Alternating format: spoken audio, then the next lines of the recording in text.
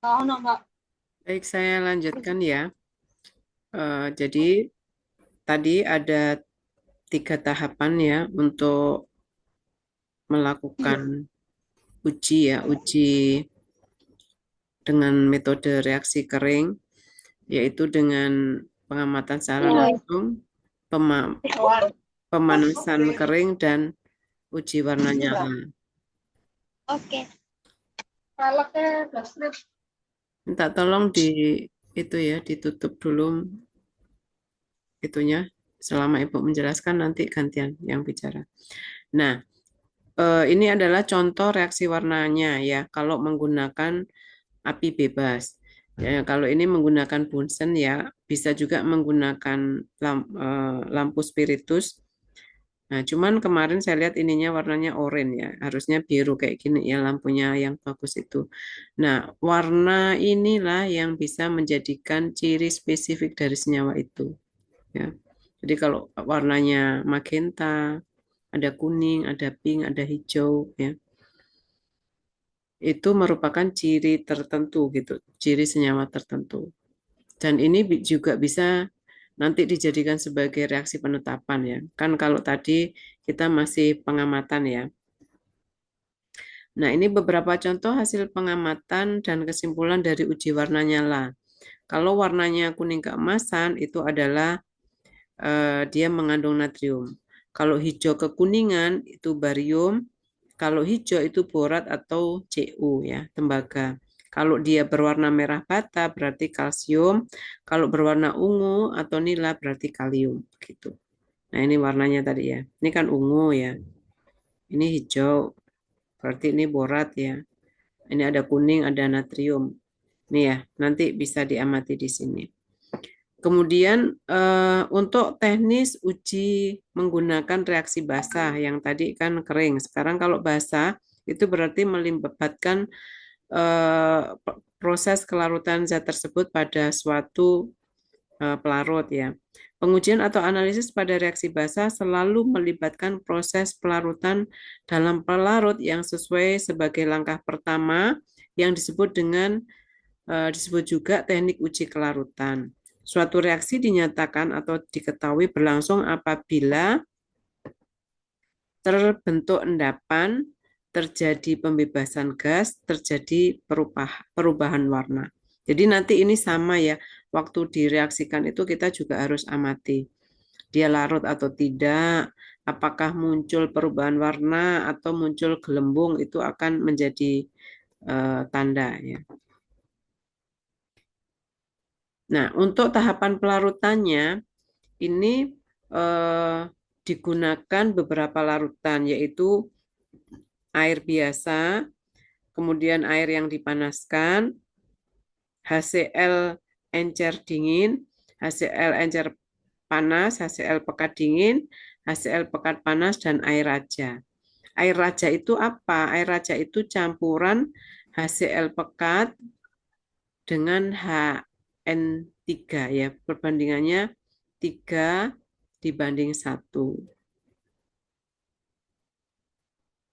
Nah, sebagai catatan, untuk keperluan pengujian kelarutan diperlukan zat dalam jumlah sesedikit dalam volume pelarut yang sesuai.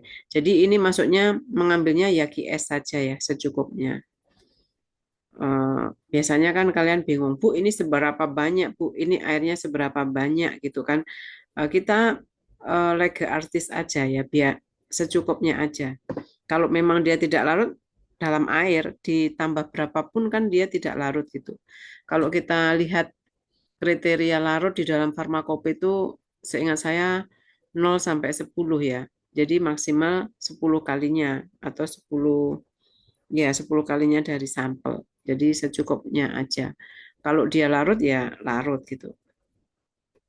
Kemudian pengujian dilakukan mula-mula dengan pelarut air dalam keadaan dingin dan setelah dikocok dengan kuat atau diaduk tidak memberikan hasil, dilanjutkan dengan pemanasan. Jadi ditambah air dingin dulu dalam tabung reaksi, kemudian dikocok.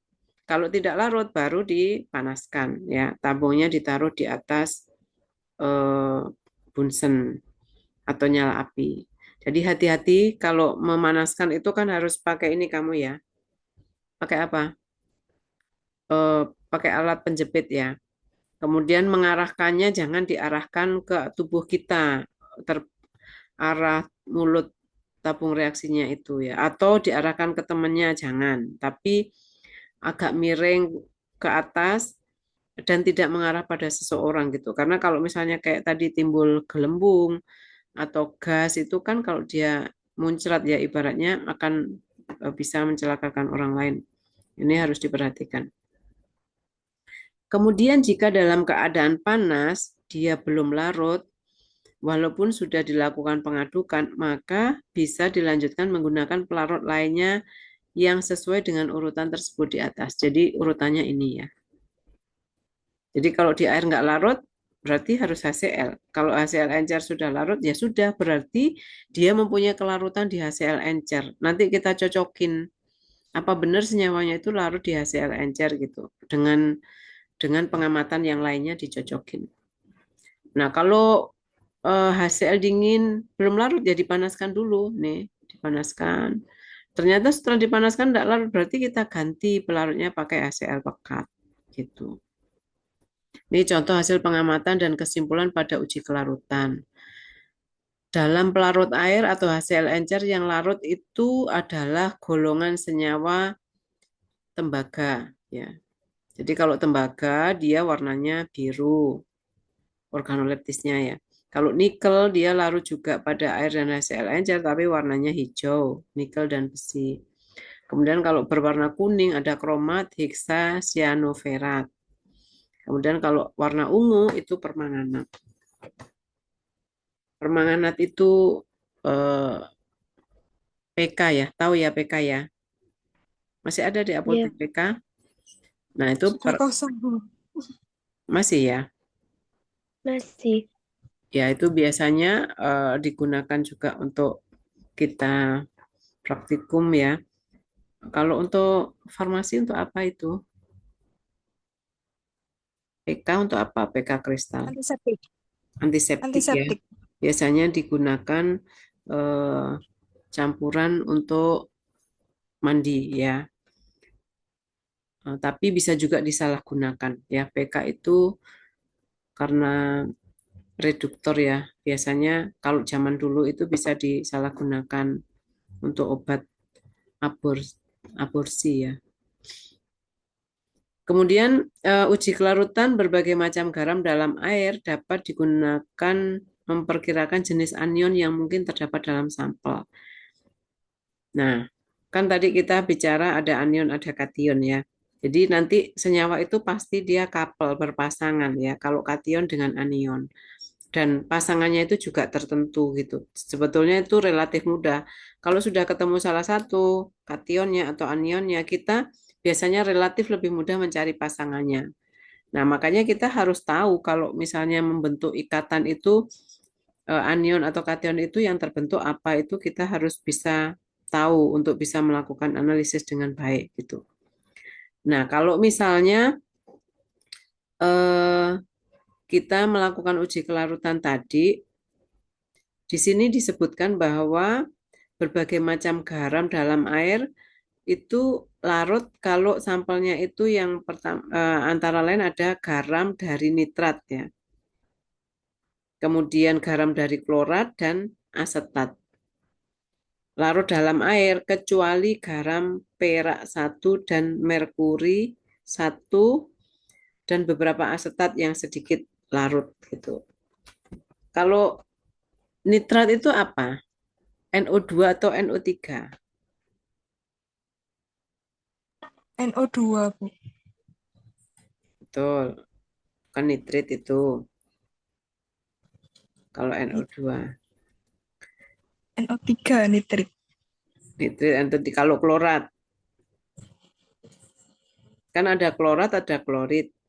Jadi Ya. ClO atau Cl2O ya itu nanti ini akan beda ya reaksinya. Jadi harus diperhatikan. Ini kalau dia garamnya nitrat, garamnya klorat akan beda. Kemudian asetat ya CH, COH. COH ya, asam cuka ya itu sedikit ya, jumlahnya yang larut sedikit.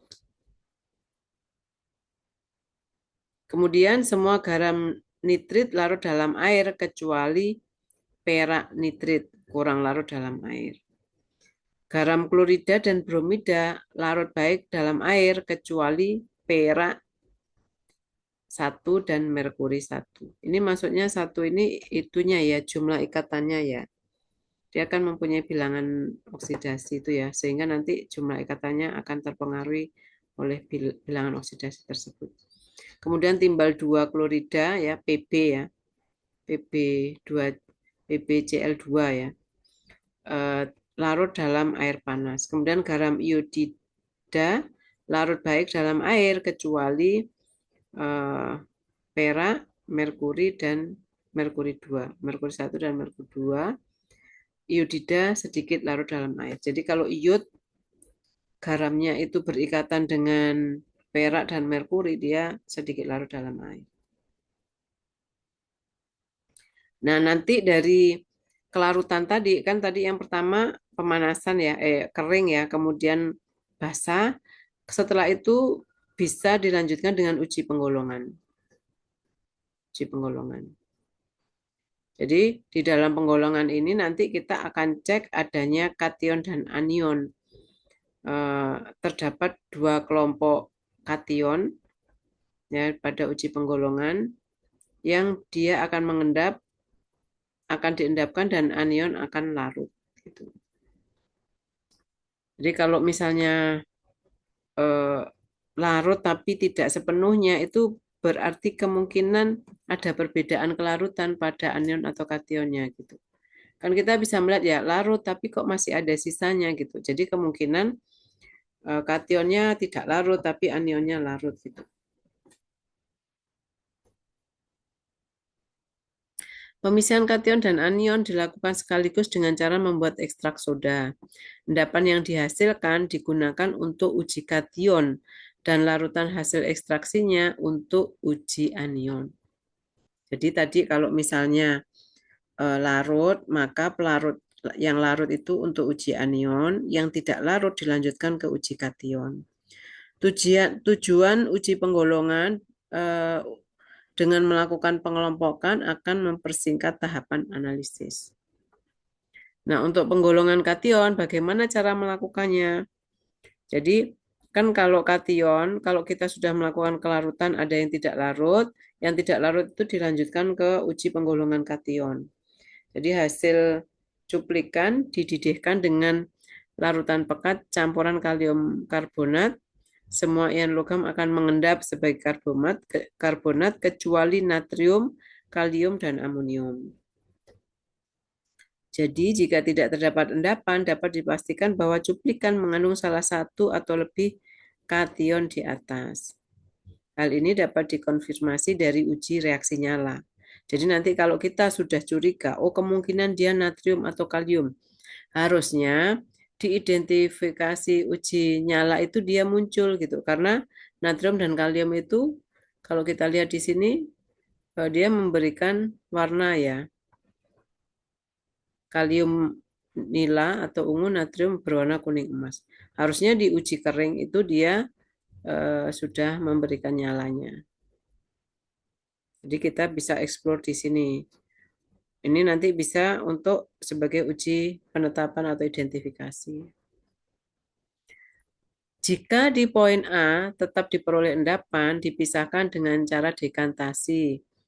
Yaitu dekantasi itu disentrifuse ya, nanti endapannya saja yang diambil. Kemudian konsentrat bersifat basa yang disebut dengan ekstrak soda digunakan untuk uji anion. Endapannya yang diperoleh ditambah dengan sedikit HCl pekat dan dipanaskan.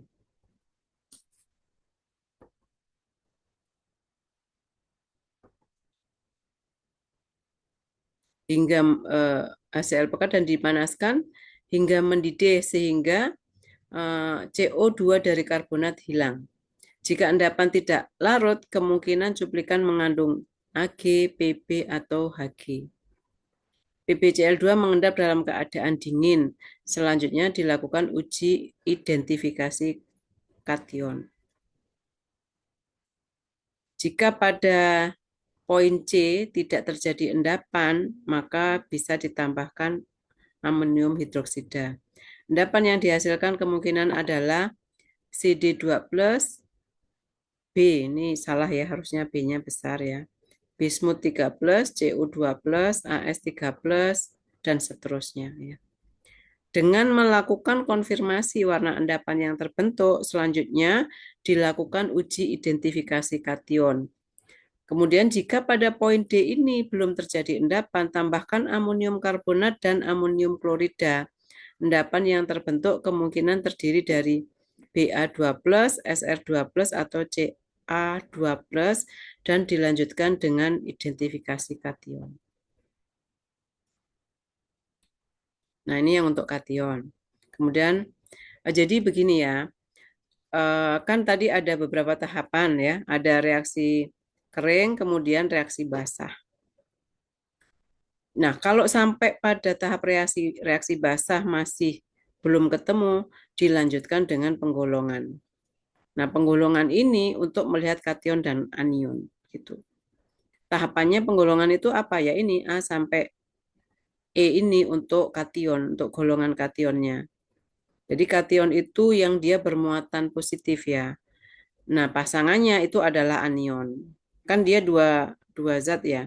Nah, nanti setelah kationnya ketemu, anionnya itu sebetulnya pasangannya juga tertentu, tapi kita juga harus cek dulu dengan melakukan penggolongan anion. Itu. Penggolongan anion menggunakan larutan hasil pendidihan cuplikan dengan larutan jenuh karbon. Ion logam akan mengendap sebagai karbonat, sedangkan anion tetap dalam larutan yang bersifat basa yang disebut dengan ekstrak soda. Setiap akan melakukan pengujian dinetralkan terlebih dahulu dengan asam secukupnya hingga bebas CO2. Untuk pengujian sulfat dan sulfit, sedikit ekstrak soda diasamkan dengan HCl, kemudian direaksikan dengan larutan BaCl. Endapan putih menunjukkan adanya sulfat. Endapan dipisahkan dan pada bagian filtratnya ditambah dengan air brom. Endapan putih menunjukkan adanya sulfit. Nah, jadi sulfat dan sulfit untuk pengujiannya berbeda ya. Ini nanti bisa digunakan sebagai reaksi penetapan. Nanti setelah ini kita coba buka pedoman praktikum ya, supaya kalian punya gambaran di lab nanti yang dilakukan seperti apa. Kemudian untuk golongan halida, halida itu apa saja ya senyawanya ya. Nanti dicek ya, masih ingat enggak di tabel periodik itu kan ada golongan alkali, alkali tanah, golongan halida ya. Di tabel periodik itu di atasnya biasanya ada menyebutkan golongan. Senyawanya apa saja? Ini ada HBr, HI, ini berarti Br ya, I. Sedikit ekstrak soda diasamkan dengan asam sitrat berlebih sampai tidak terbentuk lagi gas karbon dioksida. Kemudian ditambahkan sedikit bereaksi perak nitrat. Endapan putih menunjukkan adanya ion halida. Setelah endapan dipisahkan, direaksikan dengan amonium karbonat, perak klorida akan larut, sedangkan perak iodida dan bromida dia tidak larut.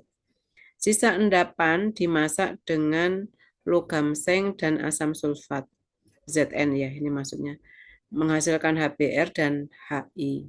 Selanjutnya dilanjutkan dengan melakukan uji identifikasi. Kemudian untuk anion nitrat dan nitrit, sedikit ekstrak soda diasamkan dengan HCl. Kemudian ditambah besi 2 sulfat ya. Fe SO4 ya.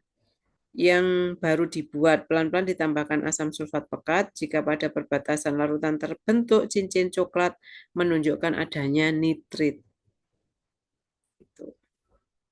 Ini untuk identifikasi nitrat dan nitrit. Untuk identifikasi unsur, pengujian selanjutnya sekaligus terakhir adalah uji identifikasi kation dan anion dengan pereaksi khusus. Dalam pelaksanaannya, untuk uji satu unsur dapat melibatkan beberapa metode. Kemudian untuk uji identifikasi kation, masing-masing kation itu nanti beda-beda ya.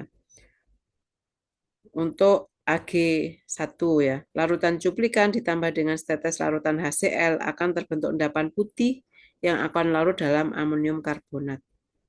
Atau cara kedua, pada larutan cuplikan ditambahkan setetes larutan kalium kromat akan terjadi warna merah coklat. Jadi maksudnya uji identifikasi ini untuk penetapannya ya. Jadi yang awal kan kita melakukan analisis itu yang pertama tadi organoleptis, terus kelarutan. Nah, organoleptis, uji kering ya, terus kelarutan, habis itu penggolongan. Nah, ini kan kita masih mencurigai kan, masih punya perkiraan, oh kira-kira senyawanya ini. Setelah itu dilakukan uji penetapan ya. Nah, nanti setelah penetapan baru kesimpulan senyawanya itu apa gitu. Nah, untuk PB2 untuk identifikasinya larutan cuplikan ditambah setetes larutan dimetil glioksim, kemudian larutan amonia akan terbentuk endapan atau larutan berwarna merah. Pada larutan cuplikan ditambahkan setetes larutan amonium hidroksida, akan terbentuk endapan hijau yang dapat larut kembali dalam larutan amonium hidroksida berlebih. Kemudian untuk senyawa Ni, identifikasinya bisa dilakukan dengan larutan cuplikan ditambah setetes larutan amonium hidroksida. Akan terbentuk endapan warna hijau yang dapat larut kembali dalam larutan amonium hidroksida berlebih. Kemudian untuk uji identifikasi anion Cl, ya diendapkan sebagai perak klorida. Endapan disaring dan dilarutkan dengan amonium karbonat. Kemudian larutan dibagi dua, yang satu ditambah asam nitrat perak klorida akan mengendap kembali. Kemudian yang lain ditambah sedikit KBr akan terjadi endapan berwarna kuning dari AgBr.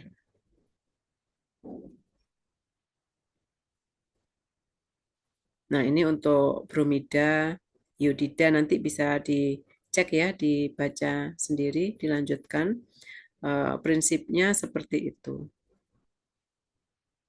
Ini dalam bentuk bagannya seperti ini ya, untuk reaksi penggolongan. Jadi merupakan rangkuman dari yang atas tadi. Ini analisis golongan kation golongan 1 ditambah HCl. Apa yang terjadi ini ya. Kemudian untuk golongan 2, jadi kalau golongan 1 belum positif, dilanjutkan ke golongan 2. Ini ya, ini presipitat atau endapan. Jadi kalau misalnya kalian melihat di tabung reaksi seperti ini kan berarti sudah bisa dibedakan antara endapan dan filtrat ya, atau endapan ini disebut juga dengan presipitat atau ini supernatan. Nah, kalau belum bisa dibedakan, jadi biasanya masih berkabut begitu ya, endapannya tidak ada, itu kita bisa bantu dengan sentrifugasi ya, disentrifuse, sehingga nanti terpisah.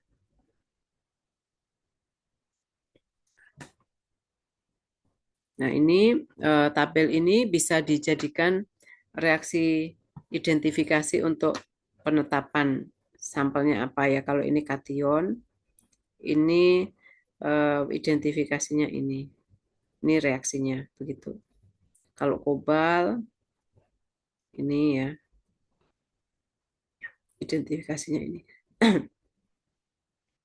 Dan seterusnya.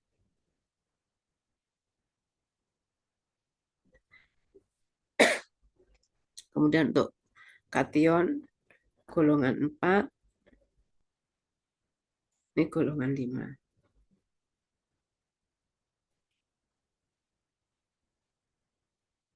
Oke, sampai di sini ada pertanyaan?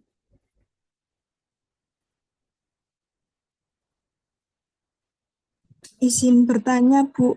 Iya, silakan. Kira untuk melanjutkan yang untuk mengetahui endapannya tadi kan kalau tidak terlihat harus bantuan sentrifus nggih. Itu Ya, untuk kecepatan sentrifus dan berapa lamanya berapa nggih, Bu? ini sentrifugnya biasanya yang kita pakai kalau untuk analisis kuali ini yang manual aja. Jadi udah pernah lihat ya, yang hanya ada dua sisi itu loh. Kalau untuk analisis kation anion itu biasanya pakai yang ini. Jadi asal dia bisa mengendap aja, nanti kita putar sendiri gitu, yang manual. Tapi kalau ada yang menggunakan waktu juga nggak masalah dan ini tidak berpengaruh oleh waktu dan kecepatan. Yang penting bisa terpisah gitu. Jadi tidak Berarti kayak kalau misalnya pada sampel kita melakukan sentrifugasi pada sampel darah gitu ya. iya, Proses preparasi sampel mau iya. melakukan misalnya uji in vitro atau apa itu kan harus kecepatan berapa. Kalau ini tidak Iya. ya. Jadi nanti kalau nggak ada yang pakai otomatis listrik ya pakai yang manual itu. Biasanya ada tempatnya dua gitu, kayak tabung reaksi dua. Ya kalau kita cuman punya satu ya satu kita isi aja dengan bahan lain terus nanti diputer gitu. Oh, yang penting membantu Terpisah. terlihatnya endapan gitu ya, Bu. Ya, jadi yang Terpisahnya. penting filtrat sama presipitatnya itu terpisah. Baik, terima kasih, Bu. Baik. Yang lain? Belum ada. Kalau belum ada, saya lanjutkan di buku pedoman ya. Saya kasih contohnya. Jadi nanti ini langsung nyambung ke praktikum ya.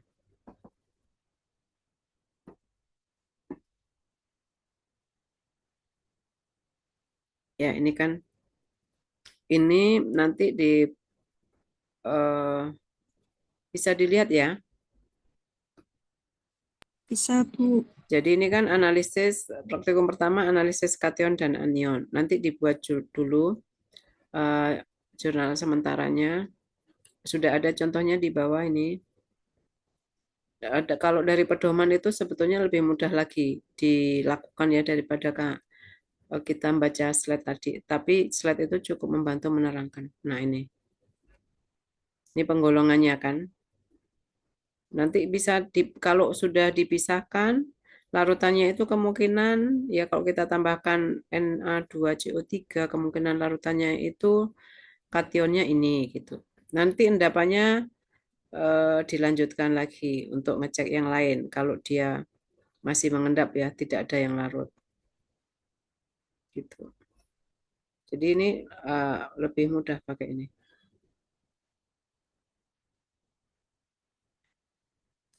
Nah, contoh penetapannya juga ada. Kalau AG pakai apa penetapannya? Ada di sini.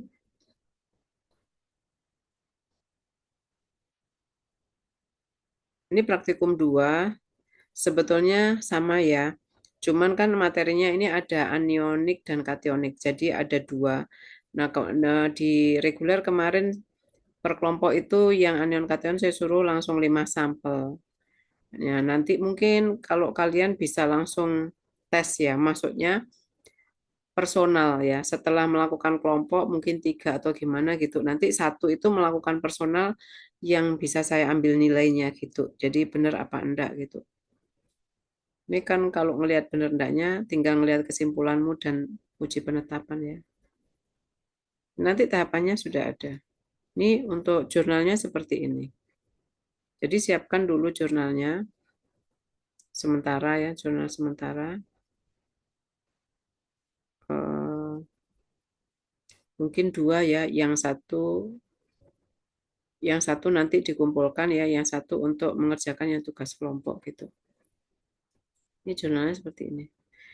Nah, nanti yang berikutnya ini kan analisis kualitatif, saya sudah menyebutnya senyawa bahan obat. Jadi per golongan obat nanti saya membuat praktikumnya. Nah, ini yang pertama ada analisis bahan pengisi obat. Jadi ada talkum, ada pelanai, ini kan bahan-bahan tambahan ya, vaselin. Nah, sebetulnya ini kan kalau dari organoleptis mungkin Anda sudah tahu ya, tapi kita coba lakukan analisis. Kan bisa jadi rancu ya, antara vaselin ini kalau jumlahnya sedikit kan kita rancu. Kalau sendiri gitu saja sih mungkin tahu ya, tapi kalau sudah bercampur kan bingung juga gitu. Jadi harus diidentifikasi seperti itu. Nanti dibaca lagi. Kemudian ini format laporannya kalau yang golongan obat seperti ini. Jadi ini ya urutannya nanti. Terus kemudian ini golongan analgesik begitu. Nah, nanti kalau sudah golongan obat, beda dengan anion kation. Jadi anion kation itu nanti juga menjadi basic untuk melakukan analisis obat. Karena kadang di senyawa obat itu kan nanti kita cek ini, kamu harus menulis strukturnya terlebih dahulu ya kalau di praktikum analisis ini. Karena bisa jadi dia mempunyai gugus-gugus tertentu yang nanti akan teridentifikasi pada proses analisis gitu. Jadi kamu bisa cocokin dengan strukturnya.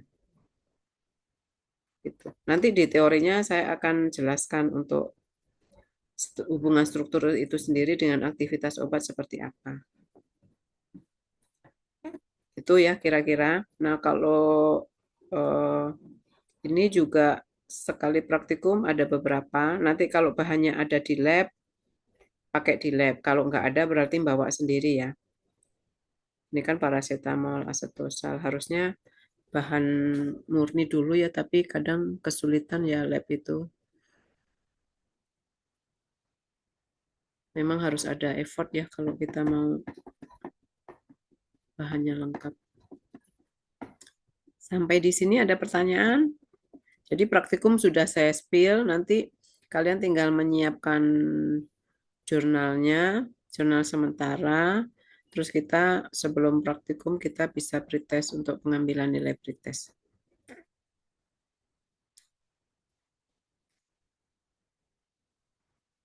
Ada pertanyaan?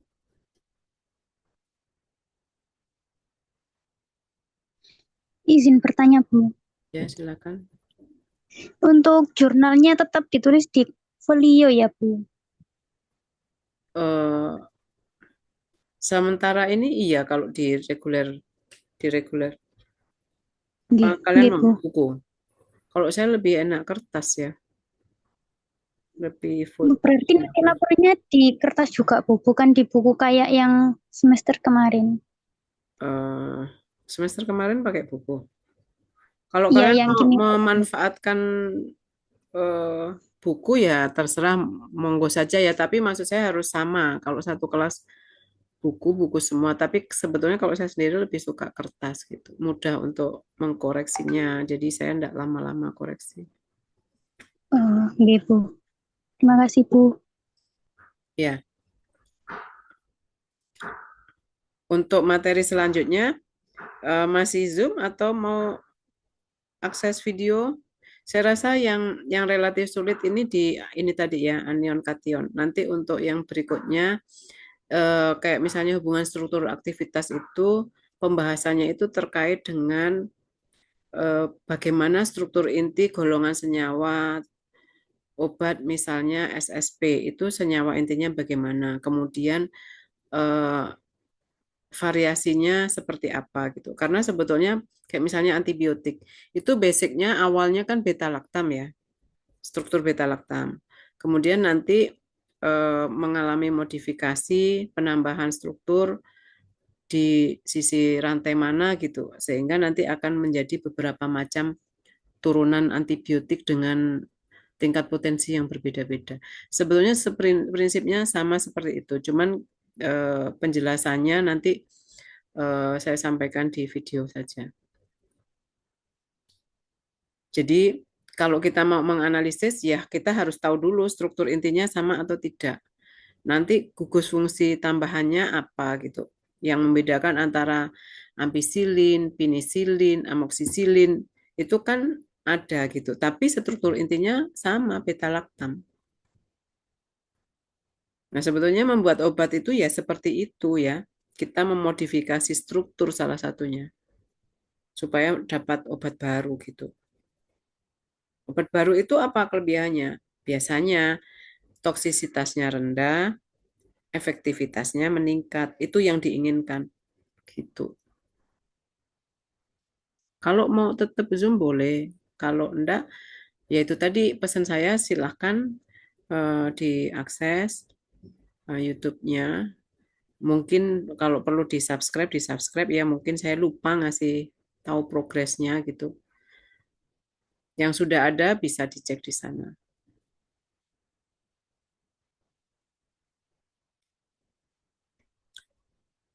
Ini juga sudah mau habis. Mungkin yang ini saya akhiri dulu ya. Nanti silakan sampaikan di grup. Terima kasih atas perhatiannya. Wassalamualaikum warahmatullahi wabarakatuh. Waalaikumsalam warahmatullahi wabarakatuh. Terima kasih, Bu. Ya.